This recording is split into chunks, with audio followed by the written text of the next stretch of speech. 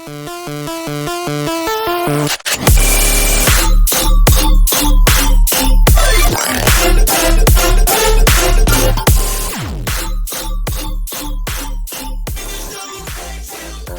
warahmatullahi wabarakatuh. Kembali lagi bersama saya Andika. Di sini saya akan menjelaskan materi bab 2 tentang networking model. Di sini ada empat pembahasan yang akan saya bahas.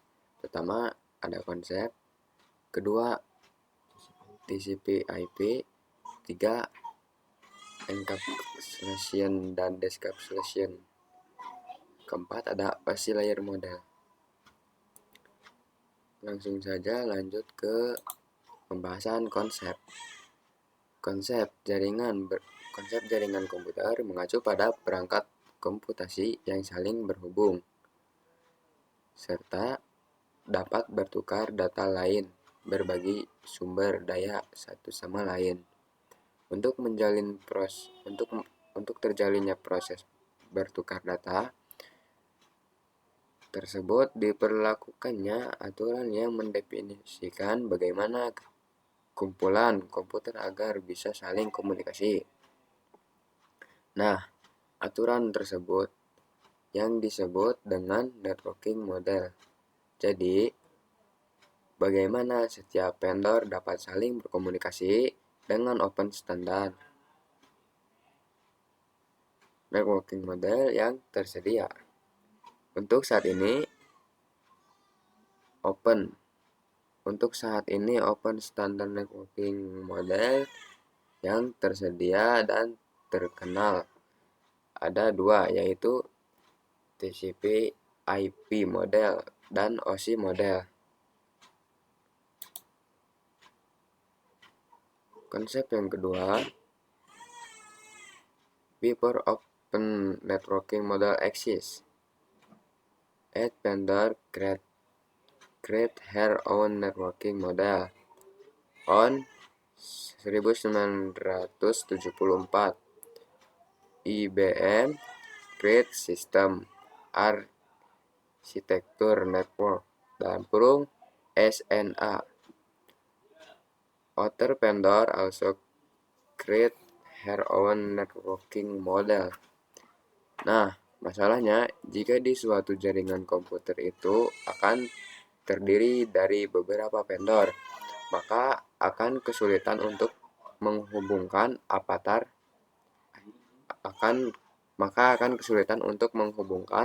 antar vendor karena mereka semua memiliki networking model sendiri-sendiri. Konsep yang ketiga, after open networking model exists, all vendor use same networking model to be able communicate at other open networking model atau OSI model dan TCP/IP model. Maka dari itu datanglah open networking model, yaitu pembuka agar setiap vendor dapat saling berkomunikasi dan bertujuan untuk menjembatani antara vendor tersebut. Jadi, setiap vendor itu hanya menggunakan satu networking model yang sama, entah itu OSI model ataupun TCP model.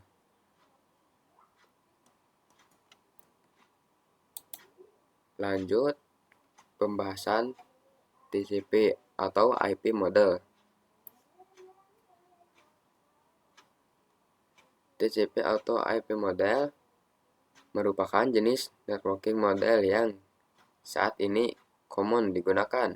Jadi TCP atau IP itu mendefinisikan suatu protokol agar antar komputer utamanya yang berbeda networking yaitu bisa saling berkomunikasi.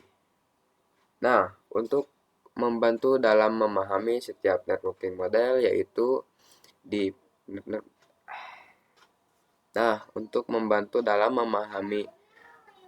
setiap networking model itu dipecah menjadi bagian dua kecil yang disebut sebagai layer. Secara dokumentasi, TCP atau IP model terdiri dari 4 layer. Namun, penerapan dalam real network TCP atau IP model lebih mudah untuk dibagi menjadi 5 layer. TCP atau IP Application Layer. Application Layer berfungsi sebagai antarmuka dengan aplikasi, mengatur bagaimana aplikasi dapat mengakses jaringan dan kemudian membuat pesan-pesan berskala.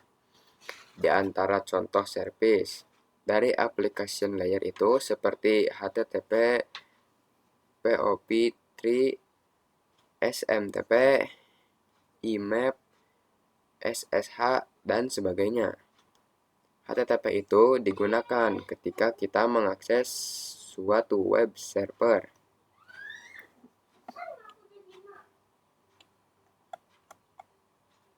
Lanjut, TCP atau IP Transport Layer.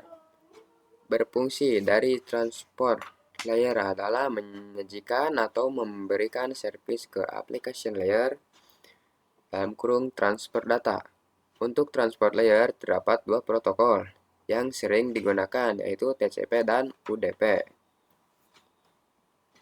Salah satu mekanisme yang disediakan oleh transport layer, khususnya pada TCP itu adalah error recovery mechanism. Lanjut, TCP atau IP network layer.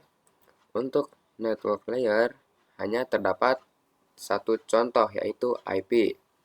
Dan IP menyediakan dua fitur yang sangat penting, yaitu addressing dan routing, yang dimana berfungsi untuk menangani konektivitas dan pemilihan jalur. Setiap perangkat jaringan memerlukan alamat unik di jaringan, seperti addressing. Jadi, kalau yang addressing itu bahwa IP address itu sendiri yang memberikan nama pada perangkat di jaringan komputer. Routing salah satu fitur yang disediakan pada IP di bagian network layer yang bekerja layaknya kantor pos, mencari rute tercepat untuk sampai tujuan.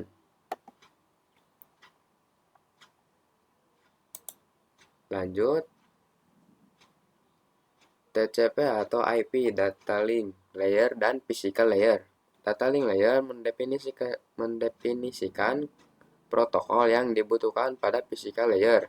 Salah satu fitur pada data link layer ialah FCS dalam kurung frame check sequence, yaitu error detection mechanism, hanya mendeteksi error tanpa recovery. Addressing yang digunakan pada data link layer adalah match address. Physical layer mendefinisikan cabling pada suatu jaringan komputer dalam kurung mendefinisikan secara fisik apa yang digunakan untuk menghubungkan antar device. Lanjut ke pembahasan encapsulation dan decapsulation. Encapsulation itu proses membungkus data dengan header pada data di setiap layernya. Adapun decapsulation maka itu sebaliknya. Lanjut, di sini ada client dan server. Client dan server seperti application layer, transport layer, network layer, data link layer, physical layer, sama seperti server. Bisa kalian lihat di sini sama ya. Lanjut ke OSI model konsep.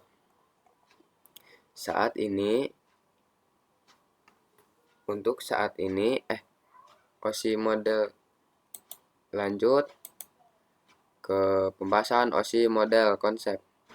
Untuk saat ini, model yang sering digunakan hanya TCP atau IP karena untuk dari sisi perkembangan protokolnya atau modelnya TCP atau IP lebih dominan dibanding OSI layer. Namun, OSI layer biasa dipelajari karena mudah dipahami. Sebelum networking model ada, setiap vendor membuat atau memiliki networking model masing-masing.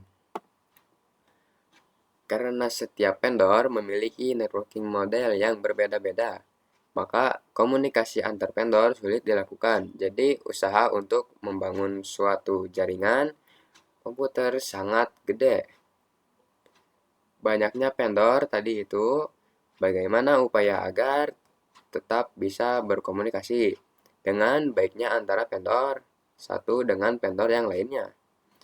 Oleh karena itu, dibuatlah sebuah model atau sebuah standar atau spesifikasi minimum oleh ISO, International Organization for Standardization, pada tahun 1984, yaitu dengan nama OSI (Open System Interconnection), atau bisa juga disebut OSI 7 Layer Model. OSI model layer, di sini OSI model layer terbagi menjadi 7 bagian OSI layer. Yang pertama ada application layer, yang kedua ada presentation layer, yang ketiga ada session layer, yang keempat ada transport layer, yang kelima ada network layer, yang keenam ada data link, dan yang terakhir ada physical. Lower layer berkaitan dengan user interface, data formatting, dan communication session. Upper layer berkaitan dengan bagaimana data itu mengalir. Lanjut, OSI layer pertama, physical layer, mengirimkan data melalui media transmisi. Yang kedua, data link layer, menambahkan MAC address pada paket. Yang ketiga, network layer, menambahkan alamat jaringan pada paket. Yang keempat, transport layer, mengatur flow control. Acknowledgement dan mengirim ulang data jika diperlukan. Kelima, session layer, membentuk koneksi kemudian memutuskannya ketika seluruh data setelah dikirimkan. Yang keenam, memformat data sehingga dapat dikenali di penerima. Yang terakhir, menunjang aplikasi untuk berkomunikasi melalui jaringan. Mungkin cukup sekian pembahasan dari saya. Assalamualaikum warahmatullahi wabarakatuh.